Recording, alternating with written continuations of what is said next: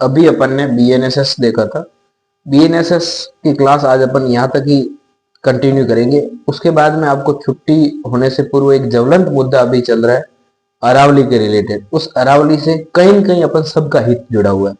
एक अरावली एक ऐसी पर्वतमाला जो भारतीय उपमहाद्वीप से भी काफी पुरानी है। एक ऐसी पर्वतमाला जिसने इस भारत देश के मौसम और भूगोल को अपने हिसाब से तय किया है। उसने इस गंगा, यमुना और दिल्ली के प्रदेशों को मरुस्थल, मरुभूमि बनने से रोका है, तो एकमात्र पर्वतमाला है अरावली। लेकिन अभी डिस्कशन चल रहा है कि अरावली को हटा देंगे, तोड़ देंगे। तो अपन एज ए लॉ स्टूडेंट अपने को क्या देखना चाहिए, क्या पढ़ना चाहिए, अपन उस हिसाब से देखेंगे। नेता अपने हिसाब से धरनों के बारे में सोचेंगे कि हमारी राजनीति चमकानी है, अपन पॉलिटिक्स में वहां धरने देंगे, वो सब नेताओं का काम है। जो आरएएस, आईएएस और उसके स्टूडेंट है वो जियोग्राफी के हिसाब से पढ़ेंगे। अपन लॉ के स्टूडेंट हैं, अपने को तो माननीय सुप्रीम कोर्ट का जो जजमेंट आया है उसको फॉलो करना है। माननीय न्यायालय ने क्या कहा है उसके बारे में वो अपन डिसाइड करेंगे। अपन डिसाइड तो क्या करेंगे, अपन डिस्कशन करेंगे उसके बारे में, और आगे लॉ के हिसाब से क्या राह हो सकती है इस जजमेंट की, उसके बारे में डिस्कशन करेंगे। तो ये जजमेंट था, ये जो बहुत ही पुराना एक पिटीशन थी उस पे ये जजमेंट आया। वो पिटीशन 1995 में तमिलनाडु के एक जमींदार थे जिसका नाम अपन ने यहाँ लिखा हुआ है कि टी.एन. गोदावरन नाम था उनका। उन्होंने उस पिटीशन को फाइल किया था और 1996 में भी 96 में ही जजमेंट आ गया था कि जो स्थान जंगल के हैं उनको जंगल के ही माना जाए और जो स्थान वन एवं पर्यावरण है उनको वन माना जाए और जो मरुस्थल है उसको मरुस्थल माना जाए। ये जो पिटीशन है जिसमें ये अरावली का जजमेंट आया है, उस पिटीशन का इस अरावली से कोई लेना देना नहीं था। वो पिटीशन नीलगिरी से रिलेटेड थी। नीलगिरी में जो पेड़ वगैरह काटे जा रहे थे उससे रिलेटेड टी.एन. साहब ने एक पिटीशन दायर की आर्टिकल 32 के तहत सुप्रीम कोर्ट में। उस पिटीशन में ये जजमेंट आया है अभी जो आया वो, इससे पूर्व 1996 में जजमेंट आ चुका है। उसके बाद में जो भारत संघ और राजस्थान, हरियाणा, इन सब जो स्टेट है जो अरावली से रिलेटेड, गुजरात वगैरह, इन्होंने एज ए अपील के रूप में सुप्रीम कोर्ट में वापिस अपनी अपील याचिका दायर की।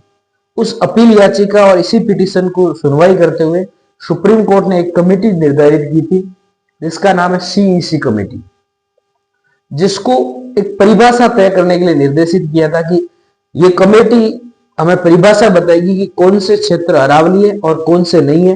फिर हम डिसाइड करेंगे कि हमें क्या जजमेंट देना है। ये कमेटी बनी थी 31 जनवरी 2023 को। ठीक है, इस कमेटी ने अपनी परिभाषा को सुप्रीम कोर्ट में प्रस्तुत किया। जो गवर्नमेंट ऑफ इंडिया की परिभाषा ये अपन उसको मान सकते हैं, गवर्नमेंट ऑफ इंडिया ने अरावली की परिभाषा दी।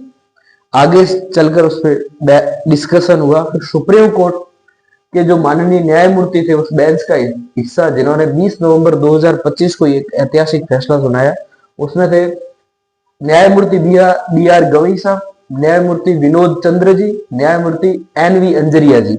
इन्होंने इस ऐतिहासिक निर्णय को सुनाया। जो बी आर गवई साहब है वो मुख्य न्यायमूर्ति भारत के थे, अभी रिटायर हो गए। बी आर गवई साहब कई ऐसे निर्णयों में रहे हैं जो डिस्प्यूट रहे हैं उस निर्णय का, कई विरोधाभासी निर्णयों का हिस्सा बने। तो ये भी निर्णय इन्होंने गवई साहब ने दिया है जिसकी बहुत बहस हो रही है, अपने अलग अलग तरीकों से बहस हो रही है।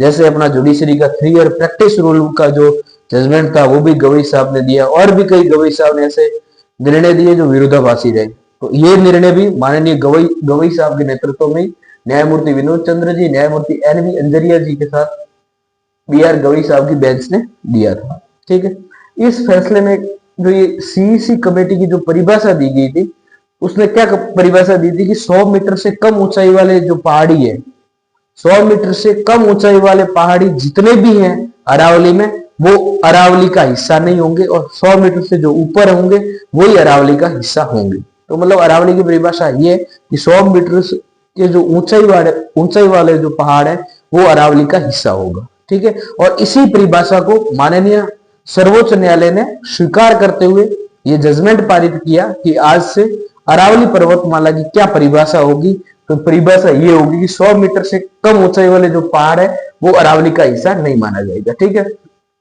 अगर अपन देखें कि 100 मीटर से कम पहाड़ अरावली नहीं है तो अरावली के कितने भाग को ये जजमेंट है वो नष्ट करने का आदेश मतलब इनडायरेक्टली देता है। तो 2010 की रिपोर्ट के अनुसार जो अरावली में कुल 1281 पहाड़ थे, जिसमें से 1048 ही है जो 100 फीट है, बाकी सब 100 फीट से नीचे है। इसका अर्थ है कि 90% जो अरावली का हिस्सा है वो नष्ट हो, तो अरावली का 90% हिस्सा इस जजमेंट से प्रभावित होगा। तो भी ऐसे मतलब हो हल्ला मचा रखा है कि क्या कल ही अरावली नष्ट हो रही है, परसों ही नष्ट हो रही है। जी नहीं, सुप्रीम कोर्ट ने जजमेंट दिया है तो इसको इन्फोर्स में आने के लिए टाइम लगता है। एक प्रक्रिया होती है, सब चीजें उस प्रक्रिया के अनुसार होगी, उस प्रक्रिया के अलावा नहीं होगी। जैसे कि अपना जो जुडिशरी की जो एग्जामें होती थी उसमें पहला एक्सपीरियंस नहीं मांगते, लेकिन जैसे सुप्रीम कोर्ट ने 3 ईयर प्रैक्टिस रूल का जजमेंट दिया तो इसका अर्थ ये तो नहीं हुआ कतई भी कि अब ये जो 3 ईयर प्रैक्टिस रूल है ये लक्ष्मण रेखा है, मतलब सुप्रीम कोर्ट का जो जजमेंट है वो लक्ष्मण रेखा है। इसके अर्थ ये कतई नहीं हुआ, इसके ऊपर और रेमेडीज हो सकती है। मान लो कि अपन जैसे कि अभी 3 ईयर प्रैक्टिस रूल पे जो जुडिशरी एस्पिरेंट थे उन्होंने रिव्यू पिटिशन फाइल की हुई है, तो आप इसी बेंच के सामने आप रिव्यू पिटिशन भी फाइल कर सकते हो। जो माननीय उच्चतम न्यायालय के समक्ष आप इस पे रिव्यू पिटिशन भी फाइल कर सकते हो और भी रेमेडीज आप प्राप्त कर सकते हो। तो अपने को एज ए लॉ स्टूडेंट सोचना है कि ये जजमेंट है जो माननीय न्यायमूर्ति बी.आर. गवई साहब ने, माननीय न्यायमूर्ति विनोद चंद्र जी ने, माननीय न्यायमूर्ति एन.वी. अंजरिया साहब ने दिया है, इस जजमेंट से आप लॉ के स्टूडेंट होने के नाते क्या रेमेडीज निकाल सकते हो, उन रेमेडीज को लोगों तक पहुंचाना है। अगर आपका उस अरावली से हित जुड़ा हुआ है तो अपने को इस जो सोशल मीडिया में हो हवाबाजी चल रही है उससे, या नेता लोग क्या चीज कह रहे हैं उससे हटके एज ए लॉ स्टूडेंट सोचना है कि आप वहां आंदोलन करोगे तो उससे तो सुप्रीम कोर्ट का जजमेंट चेंज होने से रहा। सुप्रीम कोर्ट का जजमेंट तो तभी चेंज होगा जब याचिका दायर की जाएगी, चाहे रिव्यू पिटिशन में जा रहे हो आप या अन्य रेमेडीज में जा रहे हो। तो आप एज ए लॉ स्टूडेंट खुद भी लॉ, अगर ढंग का आपके पास बैकअप है तो खुद भी लॉयर हायर करके आप सुप्रीम कोर्ट में रिव्यू पिटिशन फाइल कर सकते हो। और जो लोग ये अरावली का जो भी आंदोलन वगैरह चल रहा है उनसे जुड़े हुए, उनको सलाह भी लॉ के हिसाब से दे सकते हो। तो अपने को एज ए लॉ स्टूडेंट सोचना है, न कि नेताओं की बातों में आना है, न जो सोशल मीडिया पे क्या चल रहा है उसकी बातों में आना है। तो एज ए लॉ स्टूडेंट सोच के उनको एज ए लॉयर आप क्या सलाह दे सकते हो, एज ए लॉयर अपनी अरावली के लिए क्या कर सकते हैं वो करनी है अपने को। क्योंकि अपन कहाँ के हैं, राजस्थान के। राजस्थान में तो ये कहा जाता था कि इला न देनी आपनी हालरियो हिलरावे, पुत सिखावे पालने बरण बढ़ाई माँ। तो कि माँ जो अपना पुत्र पालने में होता था तो माँ भी अपने पुत्र को यह सीख देती थी कि भैया मर जाना पर अपनी जमीन मत देना, अपनी मां को मत देना, इला को मत गंवाना।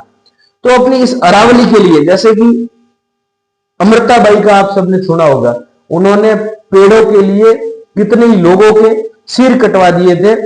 तो अपने को अभी सिर कटवाने की जरूरत नहीं है, अभी सिर गिना रहे हैं वो नेता लोग गिना रहे हैं, लेकिन हम अपने को विधि के हिसाब से काम लेना है, कलम से काम लेना है। ठीक है, अपने को अपनी अरावली को नष्ट होने नहीं देना है, यही अपील है। अरावली को नष्ट होने देने नहीं दे, इस बात के लिए अपन क्या कर सकते हैं, एक सिंगल व्यक्ति क्या कर सकता है उस बात को आपको सोचना है। दूसरे क्या कर रहे हैं क्या नहीं कर रहे उस बात को आपको नहीं सोचना। भैया आप तो यूपी से हैं तो आपको तो शायद राजस्थान की क्या संस्कृति है, ये जो भाषा मैंने कही है, ये 2 पंक्तियां समझ में नहीं आई होगी, समझ लेना पास में बैठे हुए स्टूडेंट से। पर हमारे राजस्थान में ये संस्कृति है कि माँ जब पूत पालने हुए होता है अपना, तब माँ उसको सीख देती है, शिक्षा देती है कि तू चाहे मर जाना पर अपनी जमीन अपनी धरा को मत बेचना। तो उसी शिक्षा के साथ हम राजस्थानी हैं। तो हमें इस अरावली को बचाने के लिए जो अपनी धरोहर है, उस अरावली अगर नष्ट हो जाती है तो जो आका है, जो माननीय सुप्रीम कोर्ट वहां जो दिल्ली में विराज रहे हैं, वहां तक भी मरुस्थल फैल सकता है। तो उस मरुस्थल को फैलने से रोकने के लिए राजस्थानी जो जैसलमेर साइड का है, उस जैसलमेर बीकानेर इस साइड का, उससे बेटर मरुस्थल की क्या समस्या होती है क्या नहीं होती उसको कोई नहीं समझ सकता। तो अपन तो राजस्थानी है, अपने को मरुस्थल का भी पता है कि मरुस्थल क्या होता है, अरावली भाग का भी पता है। तो अपने को अरावली बचानी है, उसके लिए एज ए लॉ स्टूडेंट क्या कर सकते हैं, वो सारे स्टेप अपने को उठाने इस अरावली के लिए। ठीक है, धन्यवाद, आज के लिए इतना ही। कल फिर मिलते हैं बीएनएसएस के लिए। कल आपका बीएनएसएस का सेक्शन 18 तक का मेंस का टेस्ट भी होगा, वो भी आप तैयारी करके आए। ठीक है, ओके भैया, ठीक है, कल मिलते हैं।